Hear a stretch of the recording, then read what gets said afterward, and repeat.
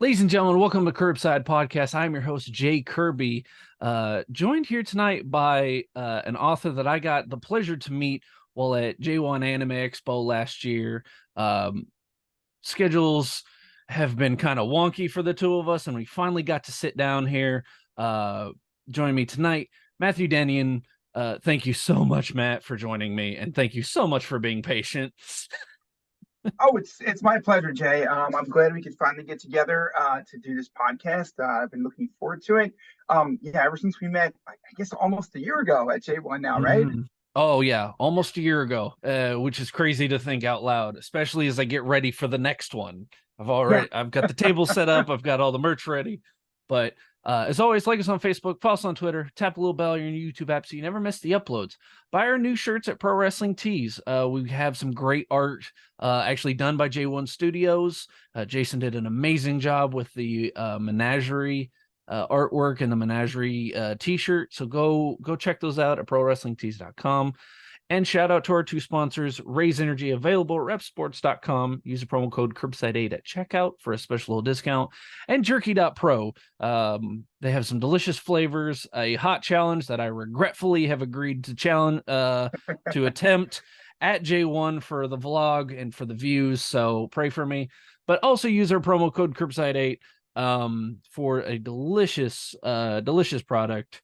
And of course, shout out to this will be one of our first interviews coming to the new network, HNIC, for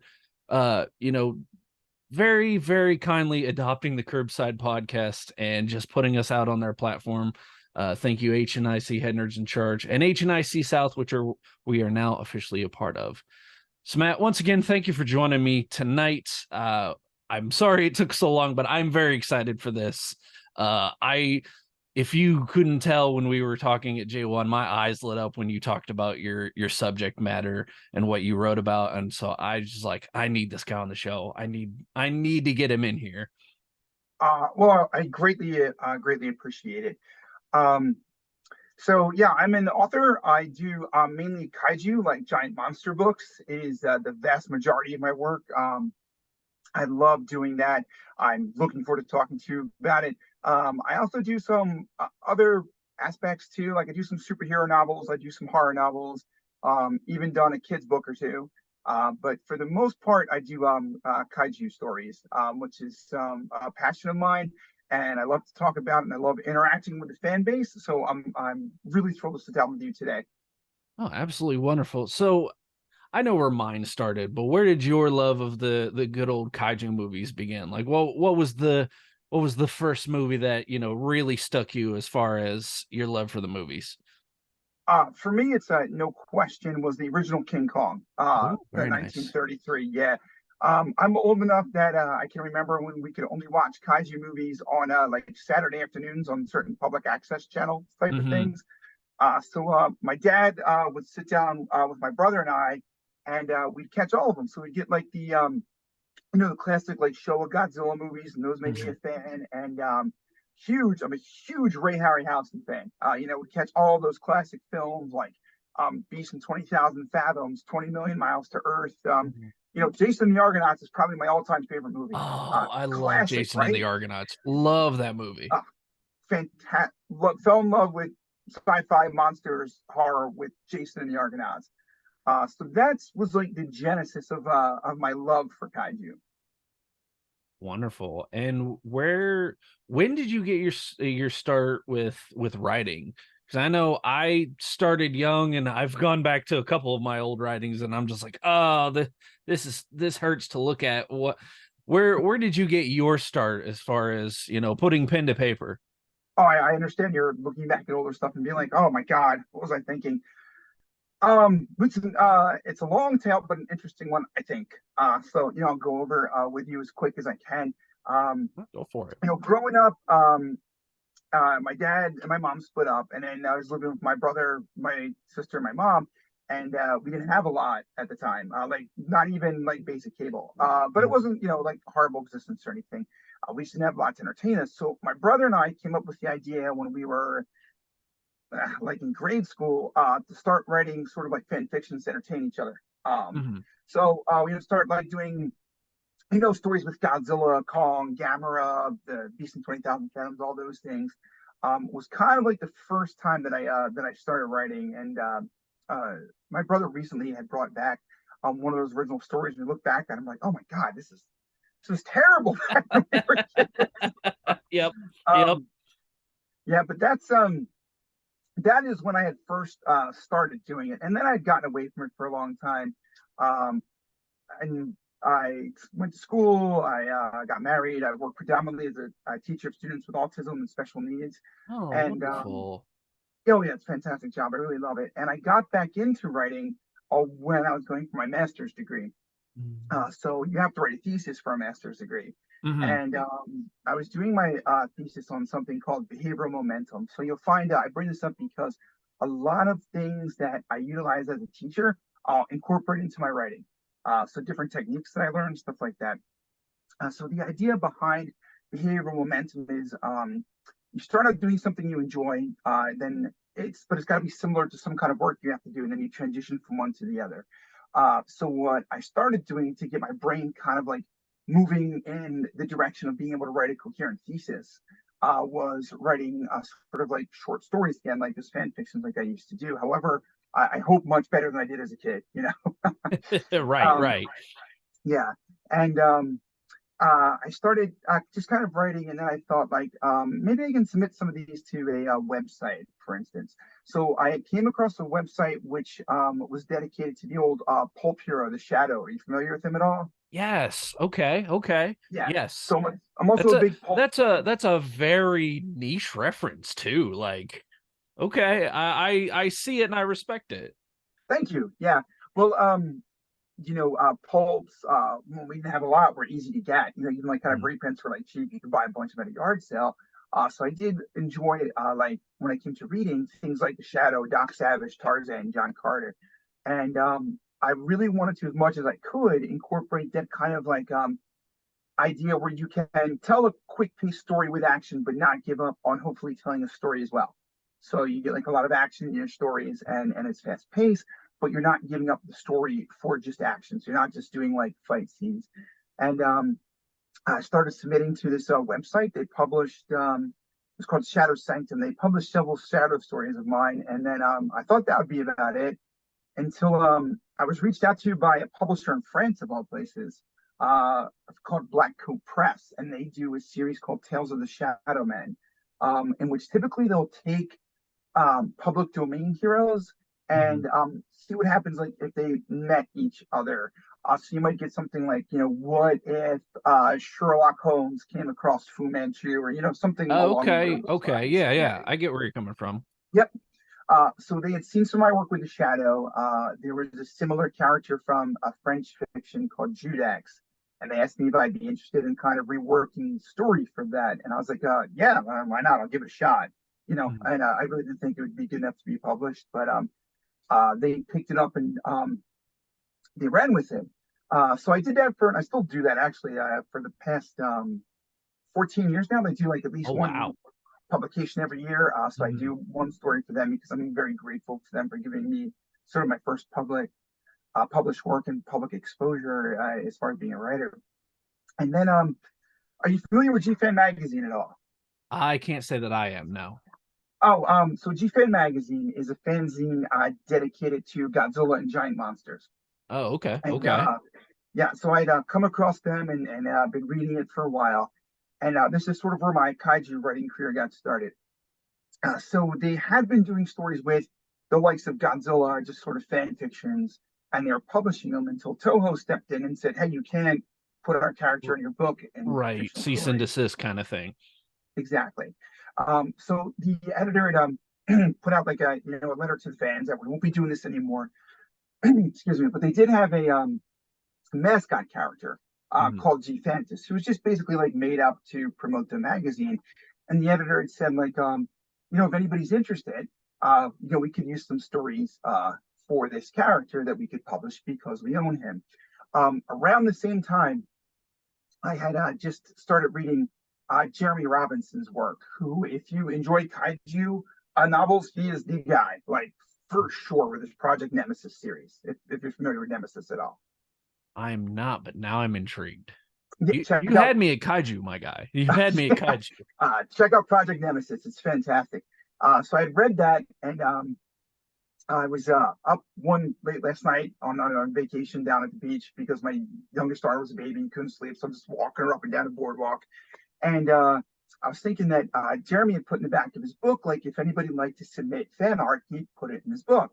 And I was like, I can't draw to save my life, but, you know, GFan is dedicated to giant monsters. They've got this monster they want to do something with. And Jeremy, I think, would like exposure. I call him Jeremy now. At the time it was Mr. Robinson. You know? Right.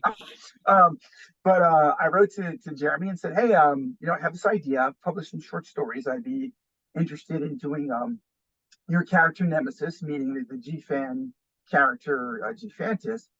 It would be free advertising for you to your target audience. And, you know, it'd be nice for the magazine to get a pretty well-known author at the time. So Jeremy thought it was a great idea. I wrote the story, we put it in GFan, and then it was like, wow, I wonder if there's, you know, like other authors of kaiju books, because it was just, kaiju books weren't really around a whole lot, like, until recently. There was like the Mark Saraceni Godzilla series, and that was it.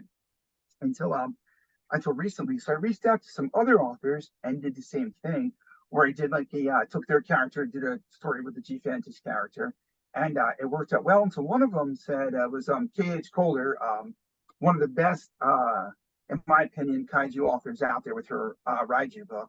And she said to me, you know, you're pretty good at this. She said, I think my company over at Separate Press is looking for authors. Would you be interested? And I was like, nobody wants to read my stories. Like, nobody would want to read a book that I wrote.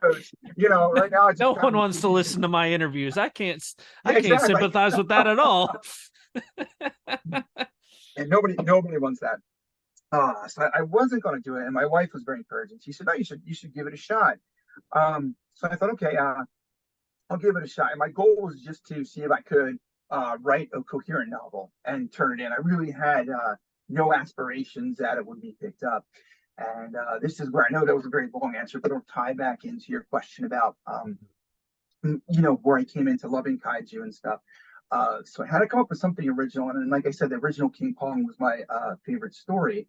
Of course, I'm a big Godzilla fan, and I didn't like realize it at the time, but I made my first character a literal Godzilla, because Godzilla kind of translates to mean gorilla whale. And I made a character called Chimera, where he was like a mixture between a sperm whale, a lion, and a mountain gorilla, but like blowing up the kaiju size. And the premise of it was that the ancient gods, the Greek gods, the Mesopotamian gods, and the Asgardians were sort of like the guardians of Earth, and they had determined that, you know, we humans were not being good caretakers of the planet. So they were sending their mythological creatures to sort of wipe us out so that they could restart the planet. But it was fun because all those characters and monsters from mythology are in the public domain. So I could utilize them, put in like a Cerberus, and put in like a Kinda, and put in even like Thor. I just had to make sure it wasn't blonde, you know, like Marvel. Right. So that was one aspect of it. And this is where it comes back to my teaching as well as a teacher. So two aspects of being an educator went into that book. It's Chimera Scourge of the Gods, by the way, is my first book, Chimera Scourge of the Gods. And when you're an educator, one thing that'll help keep your students' interest when you're speaking to them is connection to prior knowledge. So if you can connect what you're working on to something that people are already familiar with, they're more likely to pay attention and be interested in it. Which is why I wanted to start off with some monsters that were known from mythology in the public domain. You know, like a Cerberus is pretty well known. Even if people don't know Cerberus by name, they'll know the three-headed dog from Harry Potter, because he's basically a Cerberus, right? Like right. So I wanted him on the cover. And then the other aspect I went for is I'm a big believer in write what you know. So one thing that came to my idea for the story, took my kids to a circus and we saw a lion tamer. And he was working with the lions, and he was doing the exact same thing, just on a different level, that I would do with students with special needs. And that he would request them to perform an action, and then he would reward them for doing so. And that's known as applied behavior analysis, or ABA. So I thought, wouldn't it be cool? Like, there's so many stories about like monsters who are just heroic, or monsters that like uh are really people or something like that. But what if I was to write a story where it's a bit very, very exaggerated by graphical, where this teacher was working with students with autism, which I had done and still do. And they had this monster that they wanted to train, but they were like, well, who's somebody who's dealt with um, you know, individuals perhaps that have aggressive behaviors, but he's done a good job as far as like teaching them how to best harness that energy.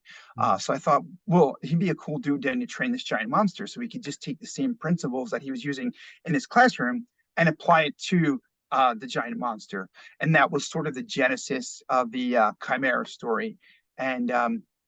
And that story did pretty good. And then I was surprised it got picked up and sold well, and that led to some of the other books I would do. But I figure I'll stop talking for a minute and let you ask some No, questions if you want. I know no, I've go out. you have. I am very intrigued because I've been told on a couple occasions from people from I don't want to say higher authorities, but some very educated people who say you should write what you know, because Yes. I've always struggled, and I want to ask you this. I've always struggled with writer's block.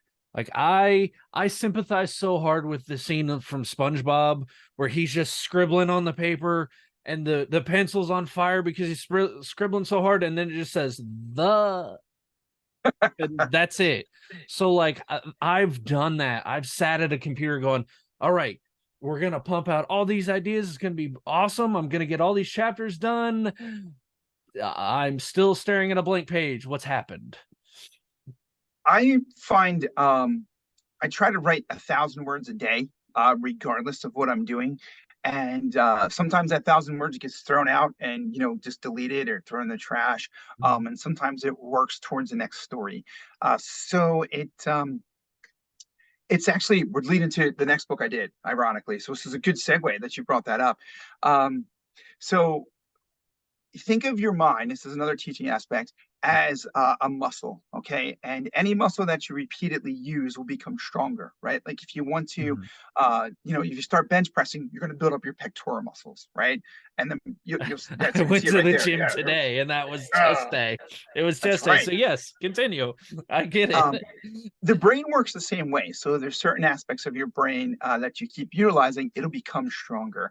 So you may be frustrated at first. It will become better. So I'll use like a physical example. I got really out of shape in 2020 during the pandemic, and I was like, Right. I got to get back in shape. So at first I could only do like maybe 10 push-ups, Mhm. but now I'm up to like 100 a day because I just kept working at it until I got up there. It's the same with writing. So writer's block, the main reason that they call it block and it stops people isn't necessarily because of a lack of ideas. It's more like the frustration and giving up instead of like coming back to it the next day and the next day and the next day. But when it comes to uh, utilizing a mental skill, people do tend to become more frustrated and give up easier or more easily than they Mhm. would with a physical skill. Like a lot of people working out know that progress is going to be slow at first, right? Right. Until you build yourself up. So Mhm. it's a similar idea with any kind of mental skill that you're working on. Writing being a very good example. So it's frustrating. Believe me, I know it's frustrating when you have writer's block to keep going and feel like you're not getting anywhere and you're not getting anywhere and you're not getting anywhere. But if you stick to it every day and if you just keep writing things down, you will see an accumulation slowly of things improving. And what they call that is brain based learning. Hmm. So you're taking your brain and treating it like a muscle, which is actually, I guess, that's a great segue because I use that for my second book. Mhm. When I wrote Chimera, I was not expecting to do anything else. And the publishers got back to me with like, "Hey, this was pretty good. Would you like to do another book?" And I thought, "Oh man, I had nothing in mind." So I thought, okay, well, the applied behavior analysis, the ABA concept worked. What else do I know that I could apply to a story? So I came up with the idea of using a brain-based learning approach. So in this case, again, I went back to the prior knowledge thing, and I thought, I already did mythological monsters. What's another like area of monsters I could tackle that is in a public domain? So I did cryptids, which led to my book Operation Rock, which Rock, like from the Sinbad movies. Have you ever seen them as a as a A Harryhausen fan, the giant long time bird. ago. Like I've Yeah. seen one or two of them, maybe. Well worth the Um, Golden my Voyage of Cinderella. my brother Tim is an absolute. He loves those kind of movies. Like he'll send me just clips that I've never seen, being like this movie from a decade that you wouldn't remember. He loves that kind of stuff. So you're preaching you're preaching to the right audience here. Oh, fantastic. So I wrote Operation Rock, which means not only just the giant bird, the rock from mythology, it also stands for Uh, I'm sorry. That is not at you. For anyone that watches our D&D show, my character almost died because we fought a rock. uh, And I got picked up and started getting carried away. And I went, well, it's been fun playing this character. And somehow I survived. And he's still out there and he's still being a menace in our D&D campaign on the D&D show. So I have a not so soft spot for rocks and mythology. But I know exactly what character you're speaking of, yes. unfortunately. It's a giant bird from mythology, and then I doubled it to the title of the book, meaning retaliation on cryptids. So Oh, I rock, like that. I yeah, like that and a then lot. thank you. So the idea was that they terrorists had captured cryptids and grown them to kaiju size. So like giant size Sasquatch, giant size Jersey Devil. Because I live in Jersey, got to throw Jersey Devil in there. Right. Uh, Go down the list. How to do. I reached out to quite a few cryptozoologists who are actually very cool about giving me information on different monsters, which was fun. Um, and that was interesting. And then the concept became the government had found like a species of extinct giant bird that they were kind of bringing back to life through a mixture of genetics and augmentations through cybernetics. And in a Pacific Rim type way, it was the idea that they would like a pilot could link with this bird. But to make it different and hopefully more interesting and incorporate that brain-based learning, I had it where the government thought that pilots would do well syncing with these birds, which to an extent they did. But what they came to find out is that it wasn't necessarily their ability to fly, it was their ability to build interpersonal relationships that let them connect Okay. with the rock. Okay. And that led for some fun ways to play with. So, for instance, I had one person who was a former pilot, and she was nearly crippled in an accident. So Oh, you can imagine when this person now all of a sudden knows what it's like to be in a giant kaiju bird and flying, might let herself go too much into the monster and sort of right. become the monster. Right. We had a guy who was like a long time like hard ass military dude, and he I know really the type. struggled. Yeah, you know what I'm saying. He really struggled with it. And then I had two characters who were like two a young man and woman, kind of fresh out of the academy, think like Top Gun type people, and they start out just as like being friends with benefits, but learned that as their relationship grew, their ability to connect with their rocks and to better operate with their rocks increased. So it really kind of became like an interesting, I think, and it's been based on reviews, most people think so, hopefully, like character study on these people having to grow their interpersonal relationships through a brain-based learning process, like we just talked about. They're bringing it full circle. So these people weren't very good at expressing emotions or dealing with emotions towards others, but because they had to keep go back and doing it in order to help stop this threat. They became better at it, and it was an interesting way, I think, to incorporate another learning technique into my writing. No, absolutely. I love the idea of that. I teased I toyed around with the idea. That's the right idea. I toyed around with the idea of writing a superhero novel a few years ago with a similar theme, where it would be an academy of people with powers, and all of their powers were based around certain mental disorders that would Ah, make their powers either harder to control or their powers would amplify. It's like I had a kid that had ADHD, so he was a speedster. He was always zipping around everywhere. okay, yeah, that makes Um, yes, yes. I had one guy who had anxiety, so like he could turn his body into steel and he would literally just turtle shell. That's actually a really cool concept. You should keep Thank you. developing that. I'm Yeah. still working on it. It's still out there. I'm still gathering a couple ideas for it, but I haven't given up on it. But like another character was a character with Asperger's, so she wasn't able to control her volume or control what was said and how it was said. So I made her a telepath. So she was always hearing things and couldn't control the volume, not only coming from her but also coming from everyone else's heads. So I think that's a really good idea, actually. thank you. Yeah, I know one or two people who might be interested in picking it up if you get it done. Reach back out to me. Oh, Because absolutely, yeah, I absolutely. know If a couple I can publishers. finish it, I will definitely be in touch with you. That's a really cool idea, actually. But yeah, and see, I can tell when you're talking about it, it's something that you're interested in, passionate about, right? So it comes a lot easier for you, right, than say some other story, perhaps. Right. Oh no, because a few of those may or may not be me just translated onto a page. Write what you know, if you will. Exactly.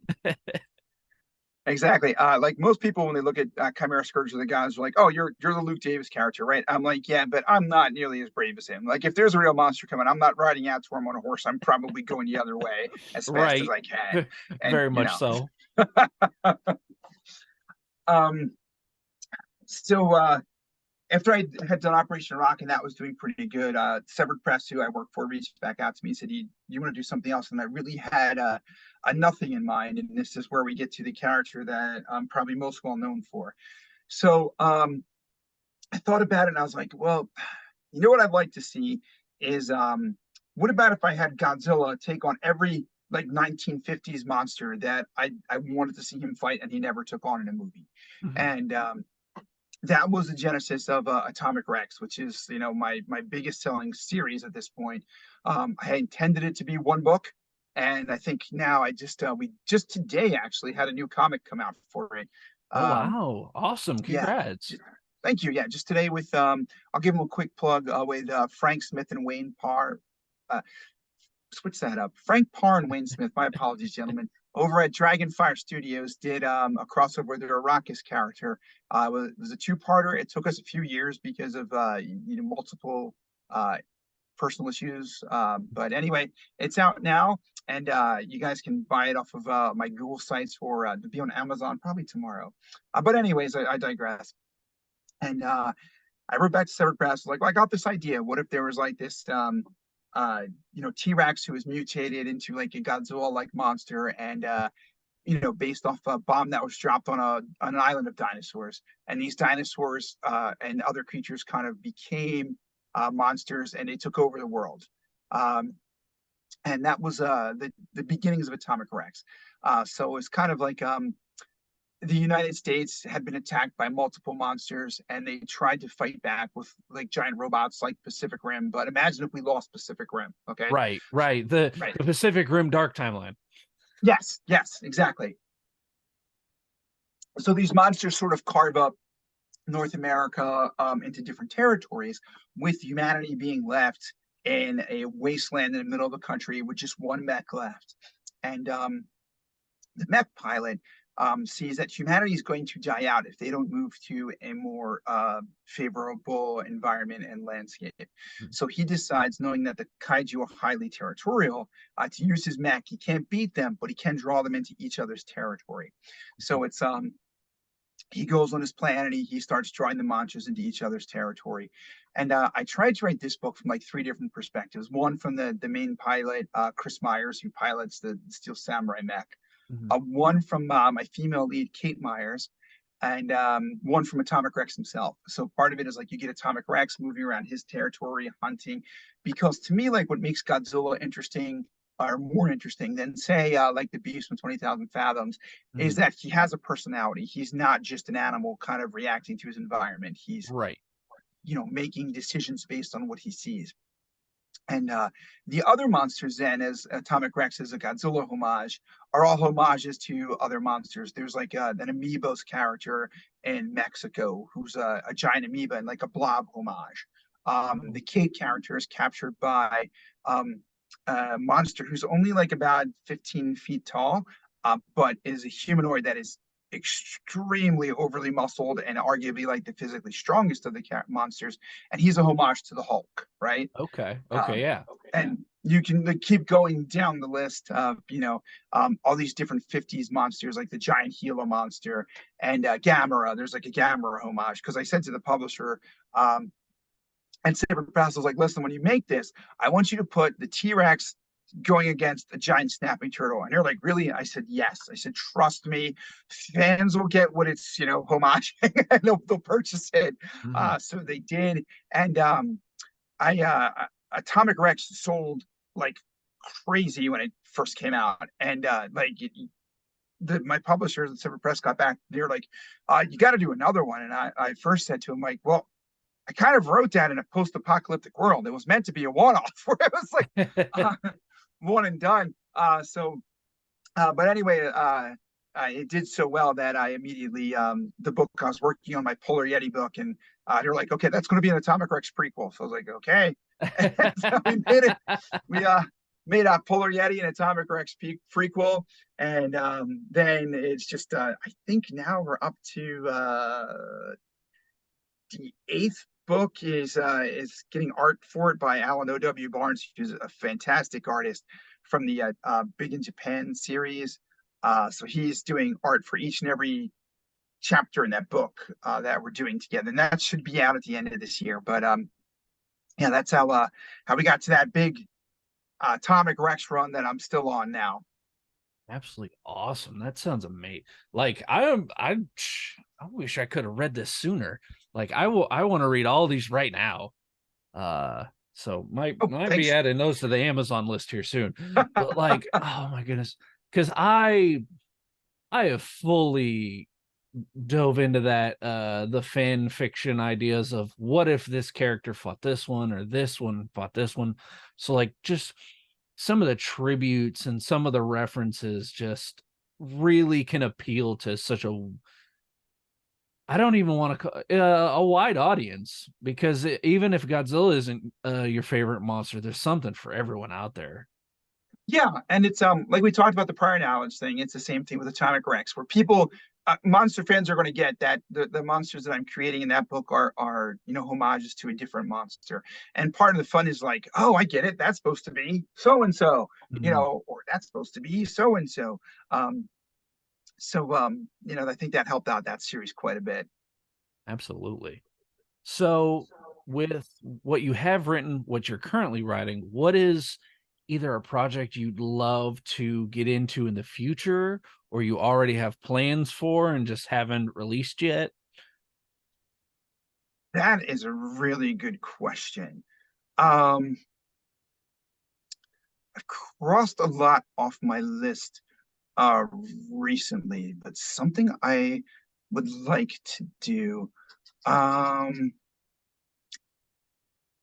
have branched out into a little more with superheroes. I want to do more with my Agent 666 book.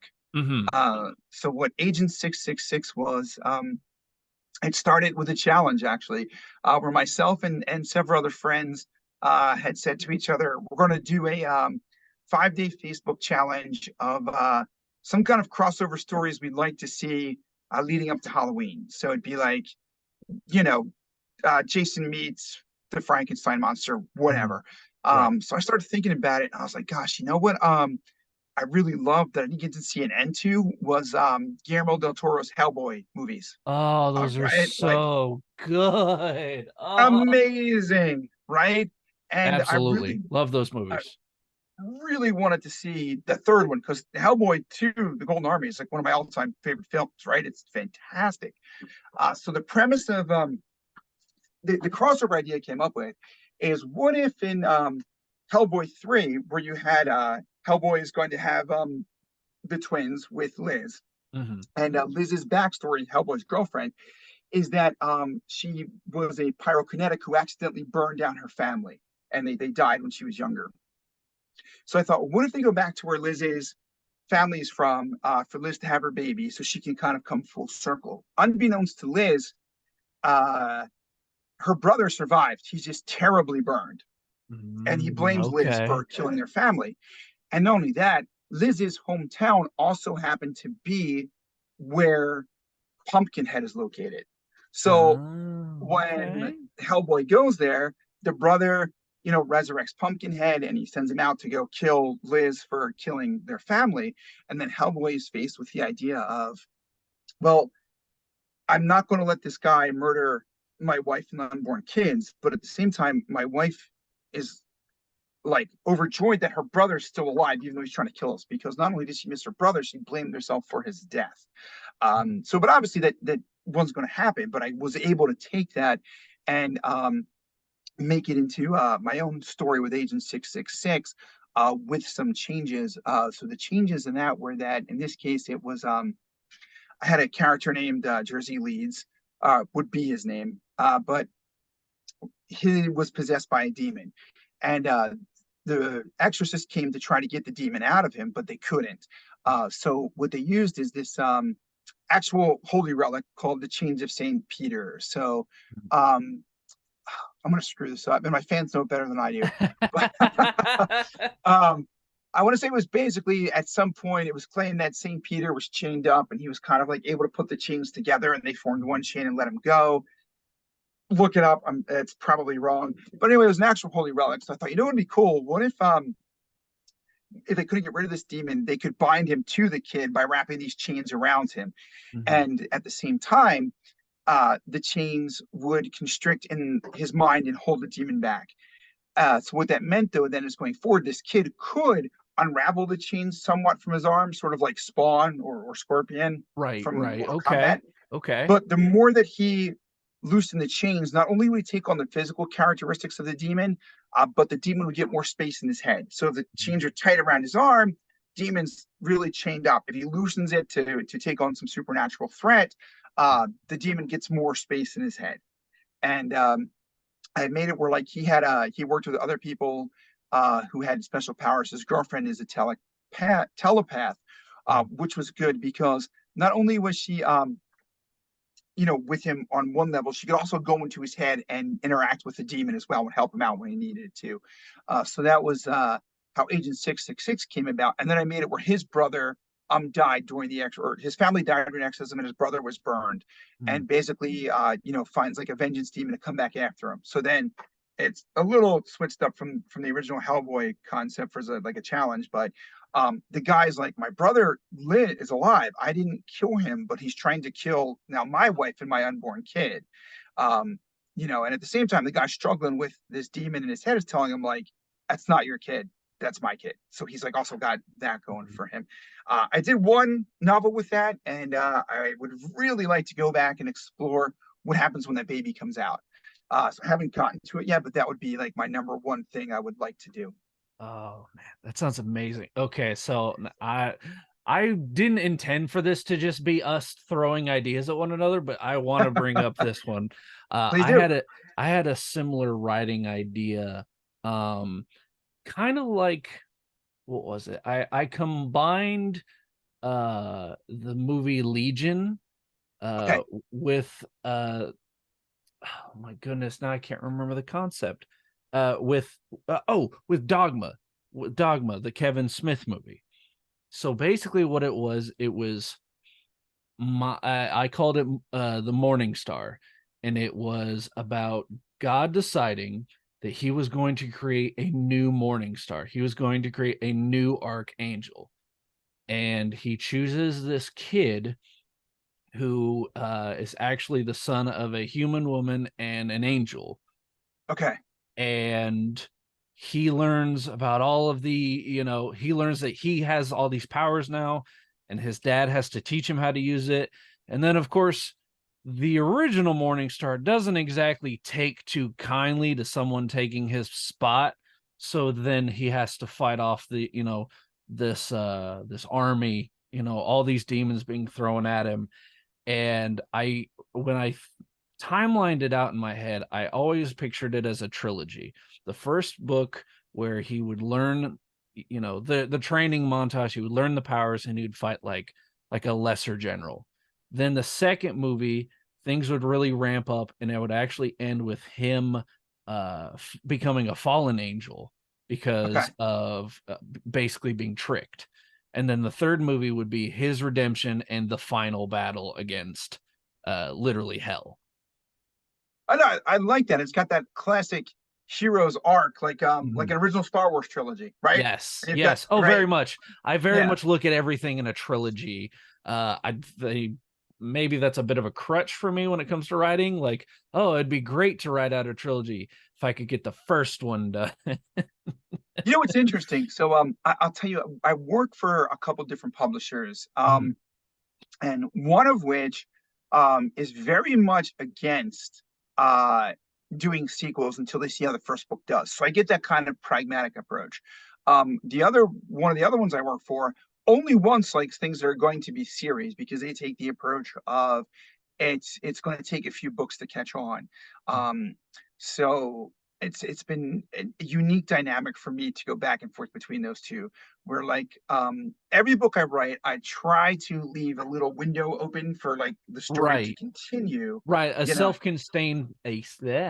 Self-contained. There we go. I can use words, I promise. yeah, A self-contained story that leaves open a window for something in the exactly. future. As opposed to like running for this other company. The company who likes the trilogies is the Raventail Publishing I'm working for now. Okay. So they like things to come in threes. That was a little bit different for me because I do like to do a self-contained. So I do feel like every story I do for them does end up being, for the most part, self-contained, but with a, this is what we're looking for next type of story. And it's a different type of writing than I was doing before, where it was like, okay, I can leave like a window, so if I want to go more, I can, but to have it where it's going to go more. So, for instance, if I can talk about another book I just did No, that's please go in, for it. in the works, I had a lot of fans writing to me saying, "Hey, Matt, I want you to do something that's Power Rangers-esque," and I was like, "Yeah." You're talking to the guy right here. So I do like Power Rangers. I'm a fan, but I was struggling with the fact that I feel like Power Rangers is a visual medium. I don't know that it necessarily would translate well to a novel because a lot of the charm of Power Rangers is like seeing the monsters and the Rangers and all Yeah. their different The stuff. flashy colors, the explosions, the morph sequence. Exactly. So I thought, what can I do to make this more of a character study, but still have it be Power Rangers-esque? So what I came up with is the idea for my book, Kaiju Faithful. And the idea I had there is, what if all of these people were getting powers from a source that they're having difficulty identifying, but each of their abilities was based on the fact that they were very pious to a certain religion. So they're very vested Okay. in one religion. Like almost religious rangers. Exactly, exactly. So I took the world's five uh, predominant religions. So I had like a Christian character, a Jewish character, a Muslim character, um, a Hindu character, and what was the last one? The Buddhist character. And I thought, what if each of them? And the premise is that they all live in the same city, so they all live in Philadelphia. But by the way, most of my stories will find take place in the Northeast because I know the area because I live in New Jersey. So I was gonna say, finally a story that doesn't take place in New York. No hate to the city, but can I no, please get a story that's not in New York City? no, I use like a lot of I did work in New York for a long time, but I use a lot of like Philadelphia, Baltimore, Washington because like I'll travel up and down that area a lot. Um, but anyway, all these characters are high school people in the same city, and they would have a presence come to them. They took it as whatever their highest version of God was. Okay, so like it was like Yahweh for the Christian guy, maybe, and then it was something else for the other one. Like it was I'm going to say it. I believe it was like Krishna for the Hindu gods. Does that make sense? I Uh-huh. think that's what it Yeah. was. Again, I'm my fans. I am not as up to date on other religions' deities, but I think that does sound vaguely Yeah, and familiar. it was one of the things that I really enjoyed doing. That story was the research for it. So not just looking online, I reached out to people from uh, different religions, like leaders in the community, and they were more than happy to talk to me about it, which I thought was really cool. Because I call up and I'd say, well, like I grew up as a Catholic, so I do have a Catholic character. I know that really well. But I don't know, say Buddhism very well, or I don't know Hinduism very well, or Islam. And all of the religious leaders were very cool to talk to me about it. And I wanted to make it where it was like these characters, when they were told that they were going to have to save the world from something, they were given powers based on their religion. So like the guy who was a Christian got like the powers of Saint George, like he became a knight because Saint George slew a dragon, and he had Okay, I like a like dragon that. sword, right? Yeah. Or the Jewish guy got like the powers of Samson, so he became like this hulking guy. And because Samson slew a lion, he had like a lion robot that he could call on.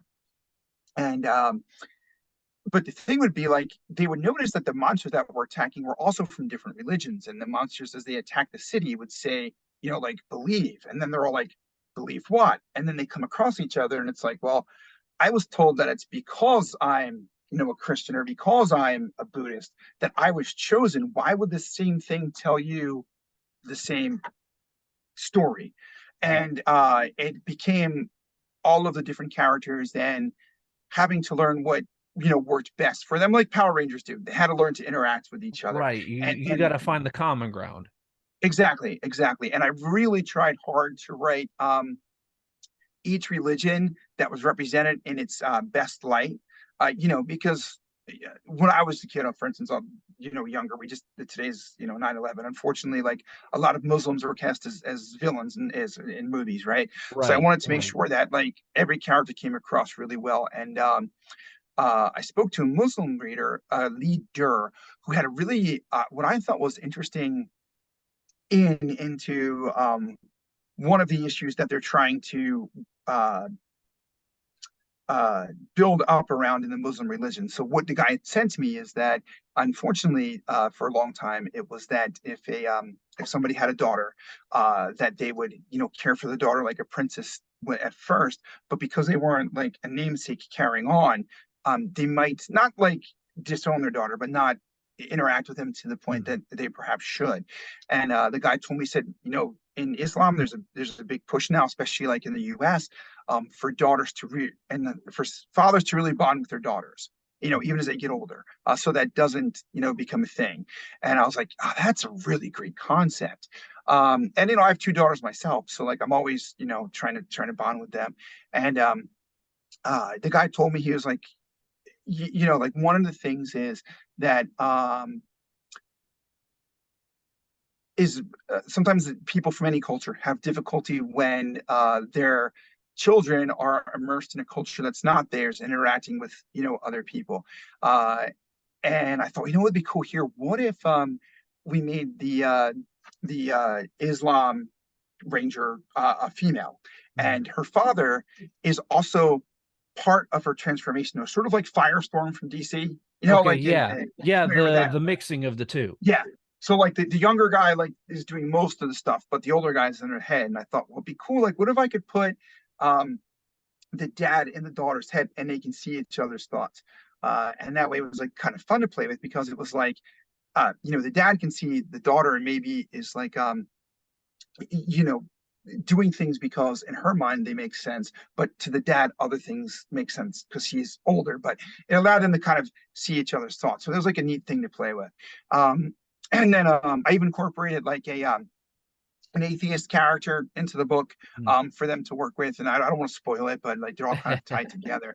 And what I found was interesting is when that book came out, because I thought about doing this, is I had several people who were Satanists reach out to me and said, hey, did you think about like putting a character in there? Because they saw that I had tried to represent each religion in its best light. And they were saying, we're often misrepresented. From what they had said, it was like, we kind of just like more or less feel that people should be true to themselves. It's not that, we go around worshiping the devil. And I was like, you know what? I did think about it, but that would be something I'd like to do in the sequel, is kind of explore that a little bit more. So to talk to, more people like that, because I wasn't sure at first, it's like, am I crossing a line if I do that? But once I had like 3 different individuals reach out to me about it, I was like, yeah, I feel like this is something I might want to do, is like go back and try to, hopefully show how these people feel they should be represented, if that makes sense. So it's not like, oh, I want to represent them. I try to make it like, when I talk to them, how would you like to be seen, and do it that way. Right. No, that's very understandable. Um, that's an interesting thought, trying to write, because I've, it's funny being a very cisgendered white male. It is hard for me to write characters that are not in my wheelhouse. Sure, sure. So it's definitely interesting to see someone be able to reach all these different demographics. That's the right word to look for. All these different demographics and all these different people and all these different lifestyles, and really show them in a positive light, and in a more understanding light, because I think, and not to get on a soapbox here, but I think that's the biggest problem in just the world, is people not understanding everyone else's lifestyles. No, And if my, and if it's not my way, it's wrong, and I don't like it. I So totally agree with you. And that's with that book in particular, it's something I wanted to do there is to show different people in the best light they could, but not do it in a preachy way. So I don't think it comes off that way. So fans have reviewed it. Like I've always loved like early Marvel. Like I thought early Marvel did a great job of framing issues in a way that didn't come off as like beating you over the head, but you got the message across, right? And it made right. sense. Like you can look back now and see that like, oh, Professor X and Magneto are allegories for Martin Luther King Jr. and And Malcolm Malcolm X, X. right? Yes. Um, and you can look at it and Magneto, well, he's cast as a villain. If you watch him, you're like, he's not wrong. Maybe his methods aren't the best, but he saw his entire people get wiped out in a Holocaust, and he's just like, Mhm. I'm not letting this happen again. So I wanted to do stuff like that if I could, where I was able to take hopefully you know uh, demographics of people like you said that I don't know a lot about. So just to speak for me, like I didn't know a Right. lot about um, Islam or Buddhism or Hinduism. And I was really happy that when I reached out and I was totally upfront, I was like, "Hey, I'm doing this for this fictional story. It's not like I'm doing this for like a reporter or any kind of nonfiction writing. Mhm. But I would like to take what you feel is the best aspects of your religion and your culture and put that front and forward." And all of the leaders I reached out to were like ecstatic about it and more than happy to talk to me. And I got blessed in like numerous different religions, which was kind of really cool, I thought. So No, that's very it's, interesting. yeah, That's very cool uh, and very interesting. yeah. Like for sure, the Muslim, I believe he was a cleric that I had reached out to and spoken to. He gave me a blessing, and the Hindu leader that I reached out to. I am lucky to live just outside of Philadelphia, so it's a very diverse area, and there was Mhm. leaders that were close by that were willing to talk if I set up like an interview with them and just Right. answer basic questions. So that was like really fun to do, and it made me give me a better understanding of religions and cultures that I didn't have as good an understanding beforehand. So it was really Mhm. fun to do that book. No, that's really cool to also be able to reach out and to interact with those people, not only just on a page but in real life. And it reminds me of the story of Tom Ellis, who played Lucifer on the Lucifer. TV show. Mhm. And he, it's a controversial show for obvious reasons, but he had like pastors and religious figures like reach out to him and go, wow, this show is really good and you're doing a phenomenal job. Like that is such an interesting scope to me, to see people reacting to, what you could consider a very different media. Yes, yes. But with that, is there anything? Well, I'll ask one last question and then we'll wind down. But is there anything any advice you'd like to give to other authors out there that are either coming up with ideas, maybe they're struggling with writer's block, any kind of advice you'd like to give to other authors out there? Sure. So whenever people ask me this question at like a convention or something, there's a couple things I always tell them. One would be It's not something most people think about at first, and I'm still working at it, is really try to learn how to do punctuation and syntax and grammar. And I play a lot of sports, so I'll use this analogy. Like everybody loves to learn how to shoot a jump shot in basketball, or make a layup. People don't like to work on defense, but if you want to be a complete player, you've got to work on defense, even though it's boring and it's not flashy. So work on punctuation, work on syntax, work on making sure you're not having run-on sentences. That's the key number one. Key number two would be like what I said earlier. If you really want to be a writer, you've got to want to be a writer. So sit down every day and be committed to it, right? Whatever your target is. For me, it was 1,000. Maybe for you or somebody else, it's 500, or maybe it's 2,000. No, it doesn't matter.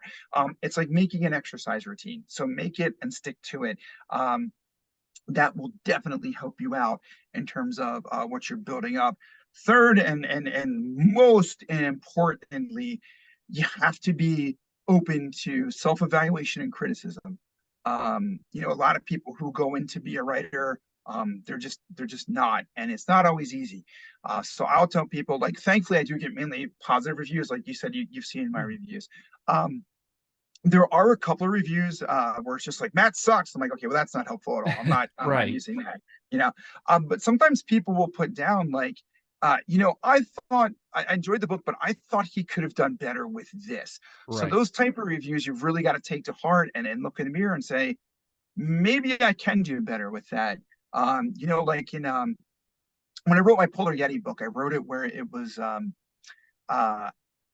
I had been getting like kind of feedback that don't use too many contractions. Make sure that you speak in a manner that comes across as professional.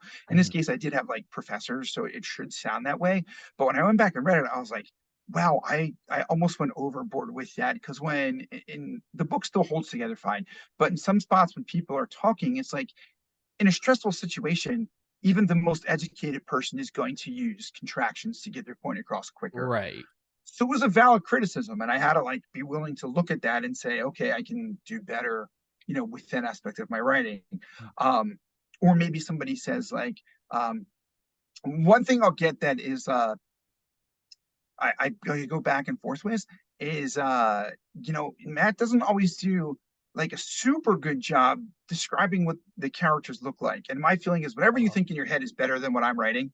So, I'll just kind of give a vague description, but then it was like, well, maybe some people do need a little bit more. So maybe I can give a little bit more detail. So those would be the key aspects I would put out there. And then the last one I would suggest is don't be afraid of failure. I know it sounds cliche, but if you write a story, it's not always going to be accepted. I was lucky in that people reached out to me because I just kind of walked into a situation where somebody was like, hey, I know somebody who, and that worked out. But even then, like, I have pitched novels where the editor was like, yeah, we don't really care for that idea. So don't be dejected by that. So it's it's those things I would say. Work on punctuation and grammar. Do the nuts and bolts of writing. That's not easy. Set a routine for yourself every day. Try to write down a little bit more, even if you throw it out. Be open to criticism. And in this day and age, it's a hard thing for people to take criticism, or to be honest self-evaluators. I'm sure you run into people all the time where it's like it's hard to look in the mirror and say, what can I do better? So people don't want to do that. It's always somebody else's fault. That's for me too. I don't mean to sound preachy. Like I struggle every day with, trying to be better at that. And, be okay with, realizing you're not going to be successful all the time. So I would certainly lay that advice out to anybody who wants to be a writer. Oh, that's wonderful. And I definitely can see that, all of that just working, especially, with the podcast. I've had a couple big names that I've asked if they want to be on the show. They say no. And I really have to focus on me and go, they're not saying, that I suck. They're not Right. saying that they hate the show. It's just they can't do the interview. and that's fine. And I joke with some of the other people that are on the shows, like, I don't mind the rejection. I don't mind if they email me, sorry, so and so can't do the interview. I would much rather be told no than be left on red. but Right. but definitely, because I'm also, people who watch the show know I'm also a pro wrestler. And so everyone knows that, your first match is gonna suck. Your first song as a musician is gonna be bad. Your first Right. anything is gonna be hell. My first interview is almost unwatchable on this thing. But here I am, 3 years later, still doing this and just steadily improving. So though that's absolutely wonderful advice and can really be taken to heart for a lot of people. Yeah, Um, yeah. I'm sorry to cut you. I was going to say real quick. I'm no, sure it's I like, was just gonna say, if there's, the last thing I have before we start signing off, is there anything you'd like to say to the public, the internet, to your fans, just to get it out yeah. there? I first of all, thank you so much to anybody who supports my work. The fact that you take the time to read something that I've written, I can't tell you how much it means to me. Um, if anybody follows me, like I'm easily most contacted through Facebook. But if you have any fan art or anything like that, I will put it up there. Credit you guys. Please just send it to me there. I have been at a really high pace. So I did like tell some people this recently where I've done. I started writing, I want to say like 7 years ago, and I've done 30 books in 7 years. So it's been Oof. uh, a Oof. tremendous pace for me. Yeah. But it's at a point now where my professional career has kind of bumped up my career as a teacher. And my daughter's getting older and into a lot more stuff. So I'm going to be really cutting back a little bit now. Not retiring or anything. It's just, I got to put my personal and my professional lives first.